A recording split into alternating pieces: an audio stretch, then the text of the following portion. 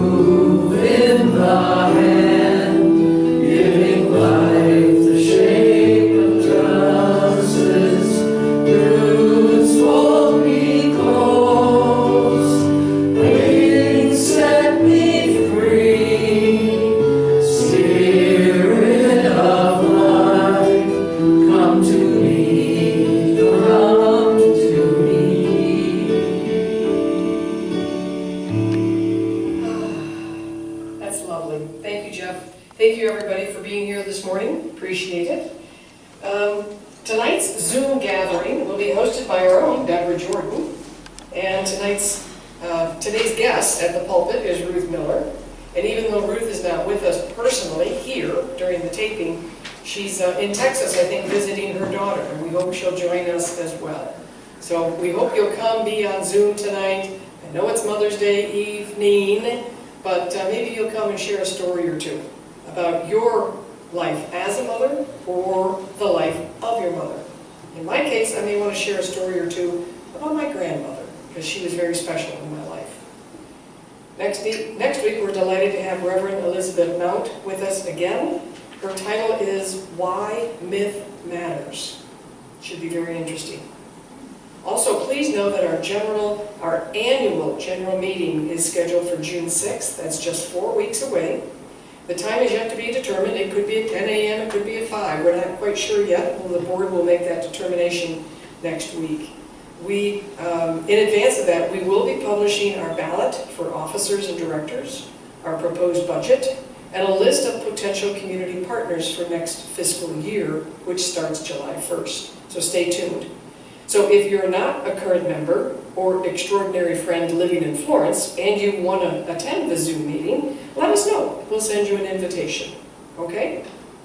Are there any announcements from anybody else here today, or anybody from our viewing public? Just kidding. Board meeting. Board meeting. Oh yeah, the board meeting is Wednesday at 3:30, which would be this Wednesday coming up. Okay, thank you. If there are no other announcements, then I'm going to invite Raina to come forward, as she so nicely does, to light our chalice. These words come from Selena Fox in celebration of this day. We kindle this flame with love for mothers and foremothers, past, present, and future. We kindle this flame in celebration of community and its generations. We kindle this flame with respect and support for the greater circle of life of which we all are a part. Thank you, Remo.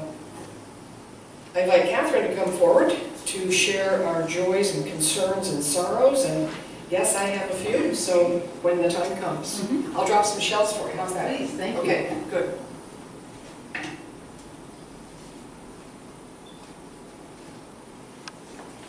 Good morning, everyone. Good morning. This is the part of our service where we share our joys, our concerns, our news. It's the way we stay connected through this time and always. This is a long tradition, joys and concerns, Yes, it is. in this congregation. Yes, it is. Sally will drop a shell for each one, and my first one is for Bruce Yelly.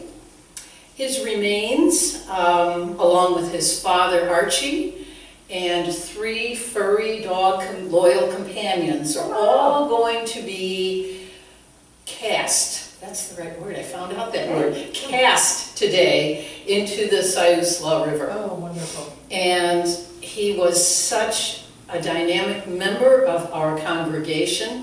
His death with dignity, laws that he, so strove to put into place, they will be with us, and they're still working on all that. But he really started it. I think his birthday is today also. His birthday, yes it is, exactly, and that is why his wife Kathy chose that day. Oh, very nice. So very birthday nice. and Mother's Day. Very nice. Okay.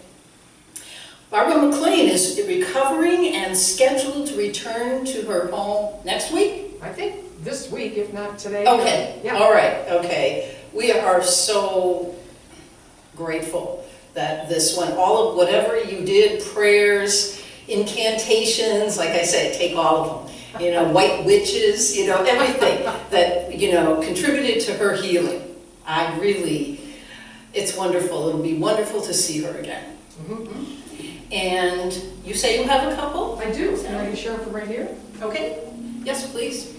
So I want to send out a sorrow, recognizing that we are taping this on Friday, recording this on, playing this on Sunday. But Jennifer's father is in his final transition. And just the last couple of days, she's been in touch with her sisters, her kids, who are all in Colorado. They're visiting Grandpa. He seems to be slipping, and then he has a moment of lucid conversation, and then he slips. So by the time you watch this on Mother's Day, he may have passed, and he may not have. But I ask that you keep Jennifer in your thoughts, in your prayers. She's here in Florence, and everybody else is in Colorado. So she's here alone, no regrets. I mean, we moved here 20 years ago knowing that family would remain back in Colorado, but she sure could use your prayers and thoughts. And I know I have one other, and I can't remember what it is, so I'm going to go find my notes, and I'll be right back. Okay. And I know, Rayma, you have a really big, wonderful one. I do.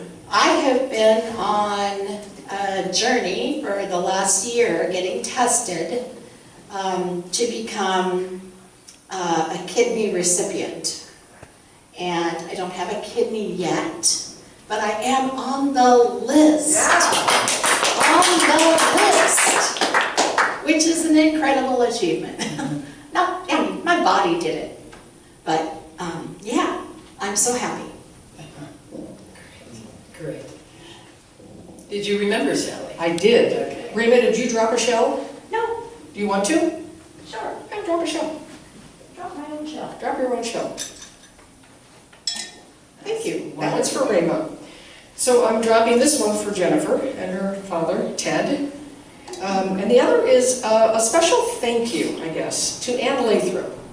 This is a woman who, I don't know where she gets the energy, but she's always sending little cards and little notes. And when she found out that my friend Jimmy Hart passed away, she sent the loveliest card and all these quotes and uplifting things to read and to honor. And it really means a lot, Ann, that you think of me and others when we're going through life with our joys and our sorrows. So this is for Ann Lathrop. You are such a sweetheart. Thank you. And a final shell, Yes. Sally, for all the things, all the people, all the emotions that we don't know about right at the moment. But you are included just as much as anything that we have consciously put into our cleansing water. I want to say a couple more words about today. This is Mother's Day, and whatever our relationship is or was with our mothers, how does it translate into our nurturing and nourishing of ourselves right now? Are we kind, or do we criticize ourselves? Does our self-talk express support and caring, or does it point out our flaws? Elevate that mother within. Let it speak to us as if we are a most precious child. It is for us to embed the most loving practices of motherhood into our own lives in how we treat ourselves. And so it is. So it is. It is.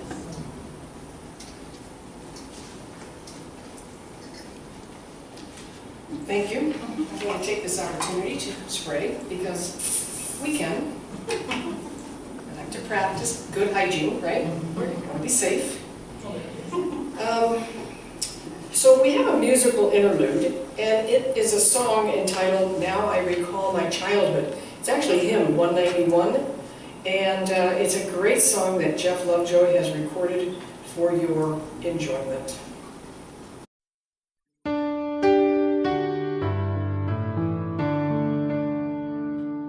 Now I recall my childhood when the sun burst to my bedside with the day's surprise. Faith in the marvelous bloomed anew each dawn, flowers bursting fresh within my heart each day.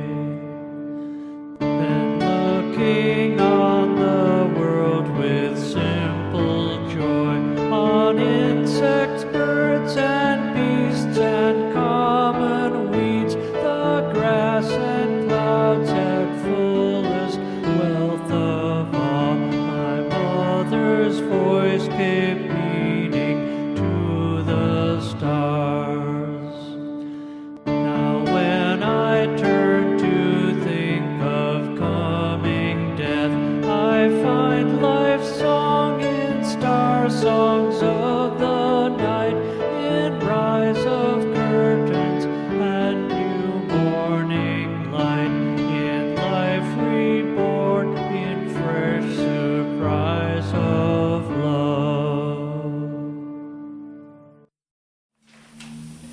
Thank you, Jeff, for your recording, and thank you, Jay, for inserting this music into our service along with the words, because they're just as powerful as the music, and so appreciated. So it's my pleasure to introduce, well, she doesn't really need introduction unless you're brand new to watching our FOOF recordings, Reverend Dr. Ruth Miller. She is a longtime FOOFer. We love her. It's Mother's Day. She has a special message to us. It's all about stories, and she's going to share a few of hers. Again, I hope she can join us tonight on our Zoom call so we can share with her our stories. So, happy Mother's Day. Here's Dr. Ruth Miller. Thank you. Thank you so much. It's such a delight to be able to be with you here today. Although I am several hundred miles away, I think I'm actually about 2,000 miles away right now. But I'm still thinking about you and feeling really connected. Our theme for this month is story. And story is an interesting thing to have as a theme when you've got Mother's Day and Memorial Day both happening in the same month. So how do we think about our story when we're thinking about our mothers? And how is it that our story, not only about ourselves, but about our mothers, helps to shape our lives? I don't know that everyone in every culture addresses this, but it's certainly important for us to address it, because as Unitarian Universalists, we're actually in an odd way sort of committed to changing the story that we've been living from.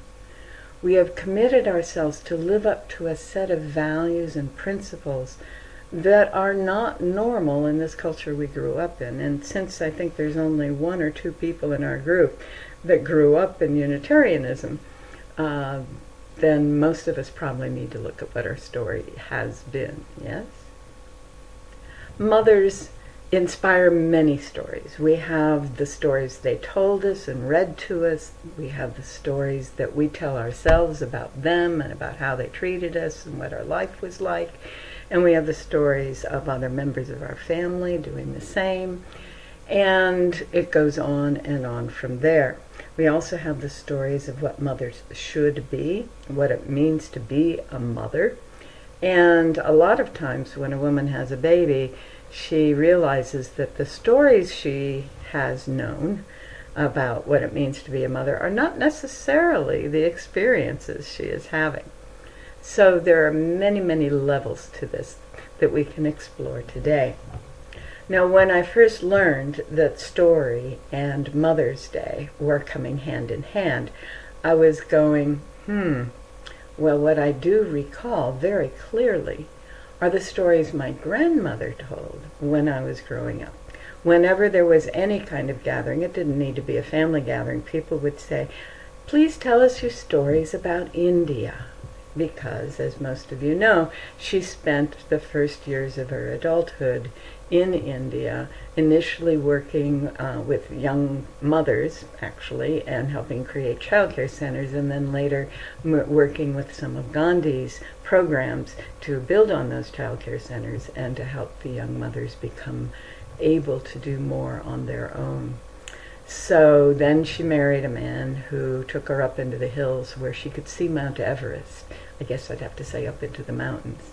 And that was a whole nother chapter in her book of stories. Many, many, many stories. And as I considered those stories, I began to make sense of my own mother's story. My mother was born in India.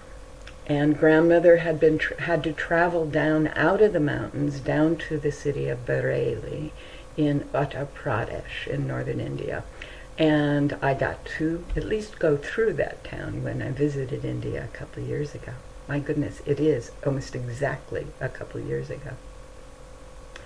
In any case, she did have my mother in the hospital in Bareilly.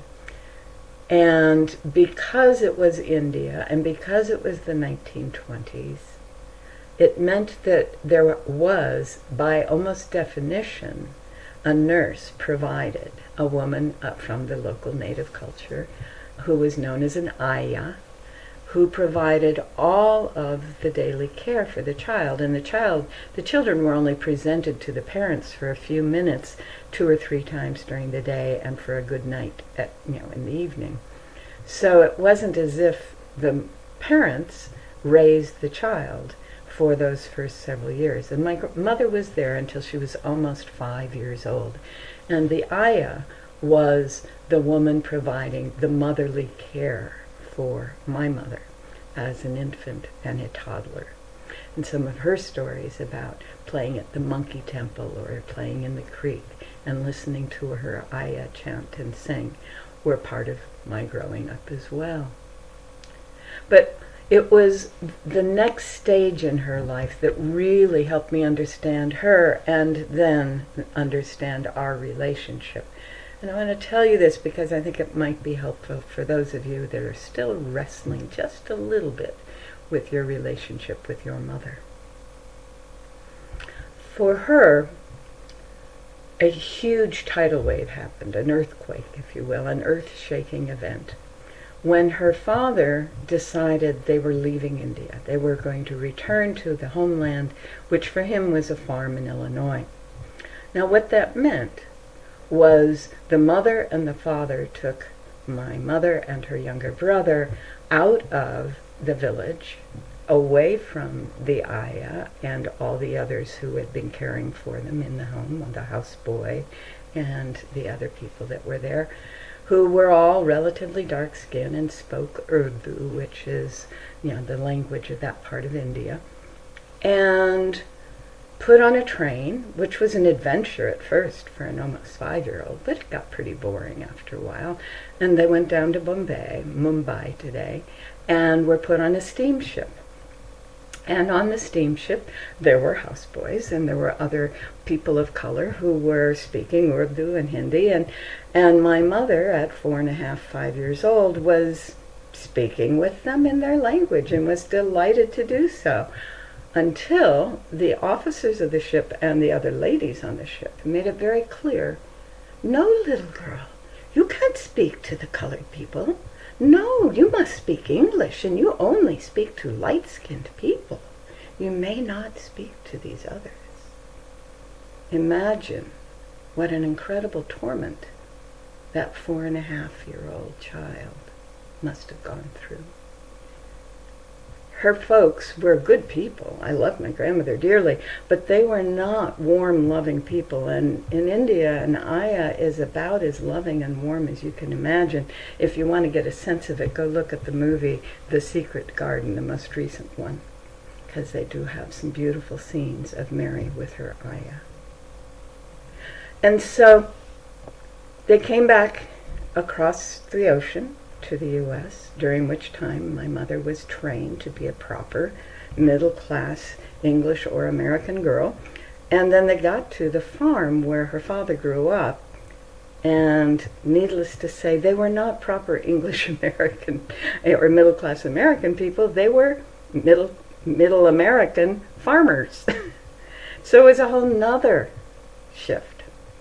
And then after a year or two there, they went on into, actually almost 3 years there, they went on up to Minneapolis, where her father and mother ran a settlement house. And again, there was a housekeeper, not nearly as warm as the ayah had been, but the housekeeper took care of Mom's younger sister, who had been born when they arrived back in India.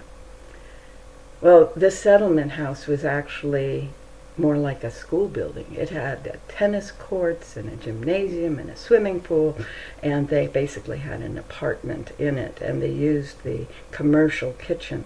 So another radical change.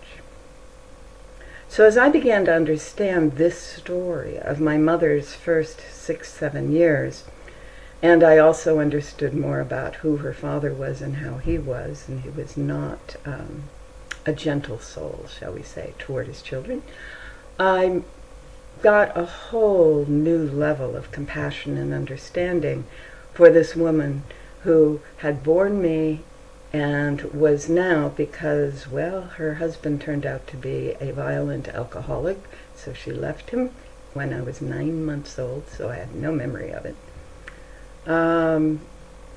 She was really struggling. She didn't have a firm foundation from which to mother. And she had some ideas. She had studied psychology, and she had some very good ideas. And she relied heavily on Benjamin Spock, as virtually every mother did for those of us who grew up in the early 50s. But nonetheless, this being a mother was a very strange thing for her and very difficult. And all the fears and the insecurities of those early years shaped her behaviors and her words and her actions for the rest of her life.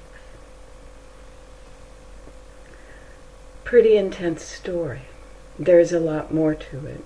She went on to college, and many of her college classmates were in the war, World War II. And a lot of them didn't return. So she joined the Navy. And you can imagine what that did. And more and more and more. I won't go any further into my mother's story, but her story affected my story. Her actions and words then shaped my story of who I was and how the world worked and what I could expect from the world, as all of our mothers' stories have done for all of us. So we have some options. One is to just say, well, I'm stuck with that. Guess I have to live that way. Not usually a very good option for most people. The second option is to just bulldog on through it, through will. I will not let that story affect my life. I will choose otherwise. Unfortunately, the way consciousness works and the way the universe works, the fact that that story is there will continue to affect all of the experiences we have in the future. So just bulldogging it on through by sheer willpower can get us some relief, if you will, from the effects of the story. But it is not a solution that will work for the long haul. Generally what happens is the effects of that story show up and hit us sideways or from behind, or with odd, weird experiences that we then have to resolve on their own terms. So that brings us to the other option, which is to say, what happens if I rewrite this story? What would happen if the people who raised me, if the mother and the father that I had were the absolutely most perfect, ideal parents that I could possibly imagine, and they supported me in becoming who I truly am, and they helped me develop my skills, and they gave me space to express myself, even as they showed me what works and what doesn't work in the world, etc. This process is actually a form of therapy. It's called reparenting. When our remembered story of our own parents gets in the way of our becoming who and what we could become, it may be appropriate to tell ourselves a different story. Now for me, what I had to do, the starting point, was to look at the story I had been telling myself about who my mother was and how my growing up was, and allow myself to consider the possibility that I was only focusing on part of that.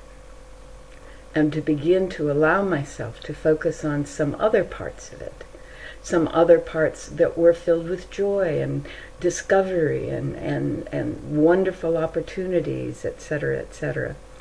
Doing that made a huge difference, I have to say. So that is a good starting place. If you can go back to that childhood story and say, well, that may have been true, but this was also true. That may have been a problem, but this gift was there. There's all kinds of ways we can do this. But the most profound way is literally to, with every possible sense that we have, imagine what having an ideal parent or parents might have been like growing up. What we begin to do is we begin to undo the wiring in the brain that says, oh, it always works out this way. It always does. It always has. It always will. To go, oh, it could work out this way. It could work out this other way. It could be something entirely different. Oh my goodness. So the wiring in the energetic body, in the nervous body, begins to be somewhat different when we allow ourselves to consider a different story about who we are, about who our parents were, about what our growing up has been. Now, I know each of you have stories about your mom, and under other circumstances, I'd be inviting you to come up and share those. COVID and telecommunications are not allowing that this time. So I'll look forward to doing that again another year. But see if you can't take a little time this Mother's Day to consider your mother in the fullness of her being, both the delightful, loving aspects and the not so. Look at how both of those have affected who and what you are being and what you are telling yourself today about who you are and what's possible. And then make some decisions, make some choices. You get to choose. What story are you living from? What version of your background is driving your future? You get to choose. And if you can come up with ways to change the wiring so that something else entirely can happen, you may be amazed to discover that there are gifts that you have that you are ready to express. There are powers within you that you had no idea because you were told as a youngster they weren't possible. You may find that who and what you are is so much more than you have ever thought. That you will be living a life that is so full of joy and satisfaction.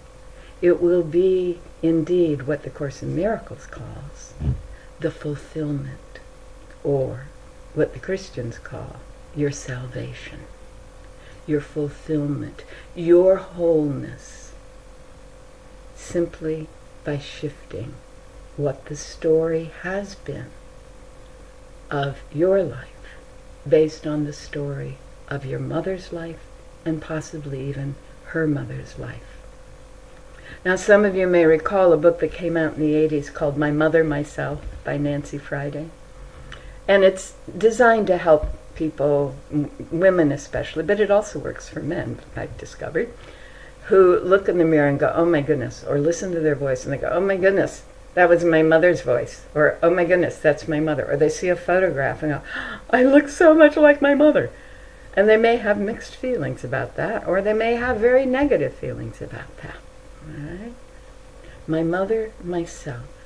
A huge part of the process of becoming who we are individually is an act of separation from our mothers.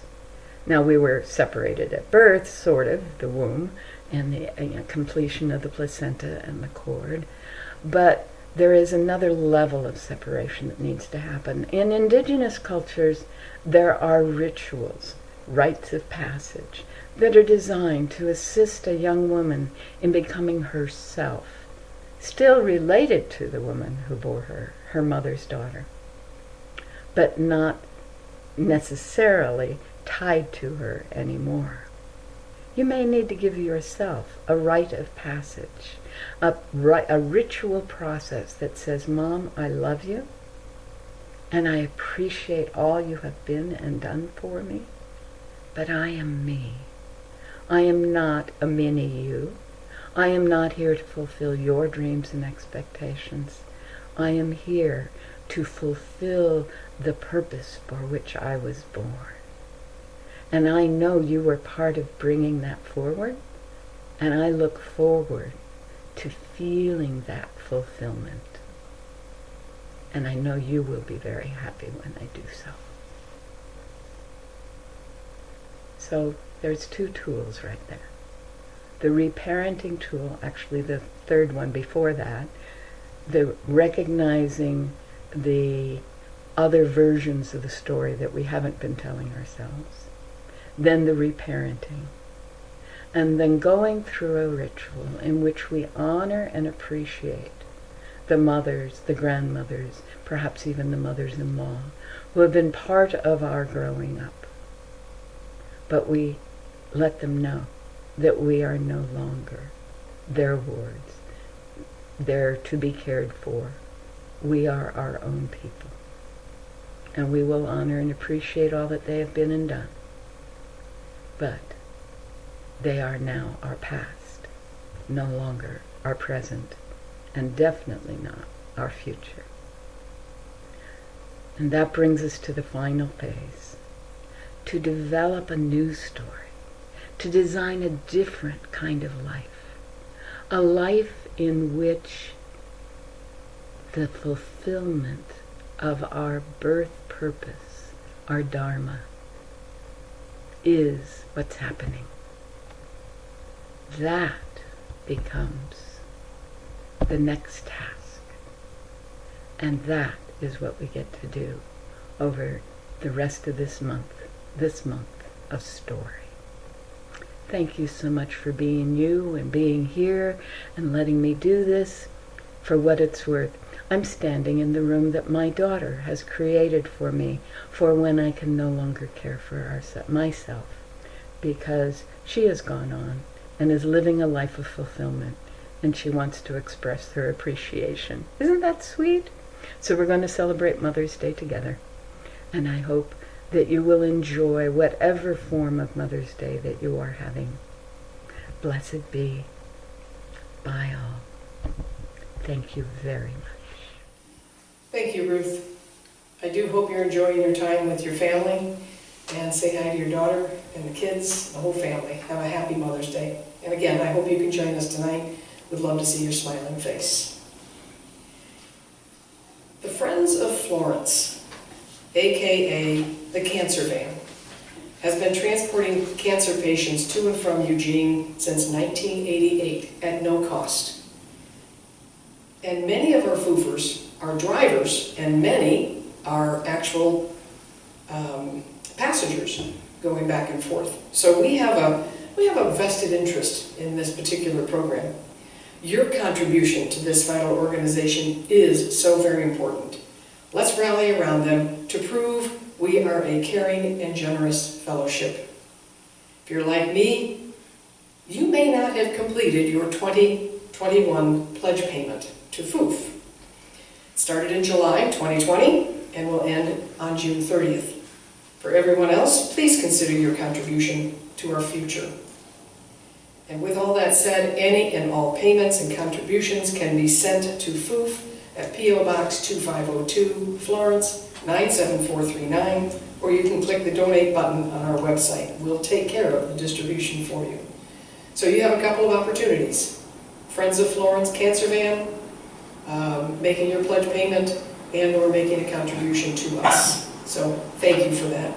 And as we move forward, I ask that you repeat after me. Divine love through me. Divine love through me. Blesses and multiplies all that I am. Blesses and multiplies all that I am. All that I give. All that I give. And all that I receive. And all that I receive. I am prosperous now. I am prosperous now. Blessed be. Blessed be. So I invite Raymond to come on back up as we extinguish our chalice. These words come from Amy Zucker Morgenstern, titled, "We Are One." Never has it been more true than now. We extinguish this flame, but the sparks within us remain alit. From each of us, in our supposed solitude, the signals buzz and hum, sparkling through space one to another, connecting us invisibly but palpably. We are one, and from every window our light shines. Blessed be. I have some closing words I'd like to share. I was reminded by someone recently that there are some hateful things going on up in Portland. Some Holocaust memorial items are being destroyed. There's the Black Lives Matter, there's the AAPI, the Asian American people being targeted. And I wish to share a reading from Pastor Martin Niemöller. At first, he was an ardent supporter of the Third Reich. But as time went on, he became disillusioned when he realized that Nazi state was a dictatorship and one which he eventually opposed. He wrote the following, titled, "First They Came." I can only imagine what stories have come from this quotation. I share this because I think it's important for us to remember that we must stand up against those who wish to take our power away. We're all in this together, folks. So as you celebrate Mother's Day, remember those who were or are not as fortunate as us. First they came for the socialists, and I did not speak out because I was not a socialist. Then they came for the trade unionists, and I did not speak out because I was not a trade unionist. Then they came for the Jews, and I did not speak out because I was not a Jew. Then they came for me, and there was no one left to speak for me. So with that said, I invite two of you to come forth as we close our service by singing the peace song in honor of Mother's Day and all the stories we share with our mothers, about our mothers. So come forth, everybody. Let's sing our peace song. Two of you are doing a great job of leading these. Love his spirit. We're going to sing the peace song.